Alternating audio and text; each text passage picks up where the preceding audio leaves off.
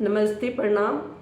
अब बसंत पंचमी आपका नज़दीक आ गया है। बसंत पंचमी से होली स्टार्ट हो जाता है, तो मैं उसके पहले एक होली गीत गा रही हूँ। आप लोग के कैसा लगता है ज़रूर आप लोग बताइएगा कमेंट करके।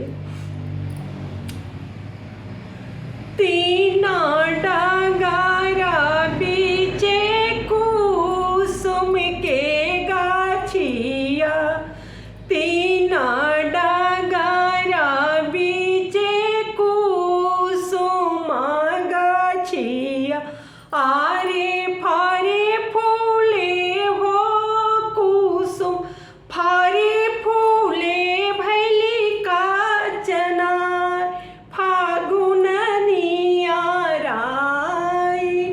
आरे फारे फूले हो कुसुम फारे फूले भैली का चनार, फागुन नियाराय।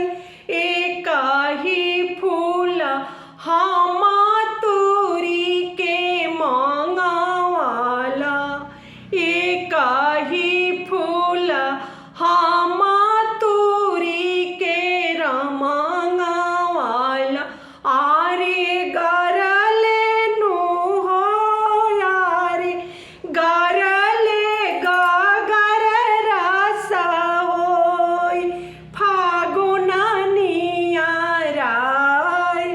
आरे गारले नो हो यारे गारले गागर रासा होय, फागुन नियाराय। ओही जे रासा वामे चुनारी रंगावाला, ओही जे रासा वामे चुनारी रंगावाला, आरे पियाऊ के हो यार पियाऊ के रंगाला रुमाल, फागुन नियाराय।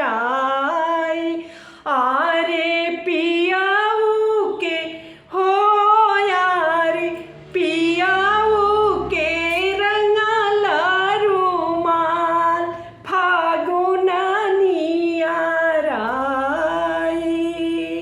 महल बीचे चामा केला कुसुम रंग चुनारिया, महल बीचे चामा केला कुसुम रंग चुनारिया, आरे कचहरिया में हो काचा हरिया में चमके रुमाल, फागुन नियाराय।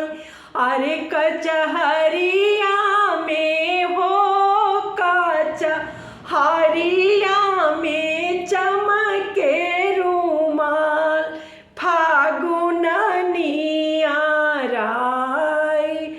काचा हरिया में हो काचा हरिया में चमके रुमाल, फागुन नियाराय।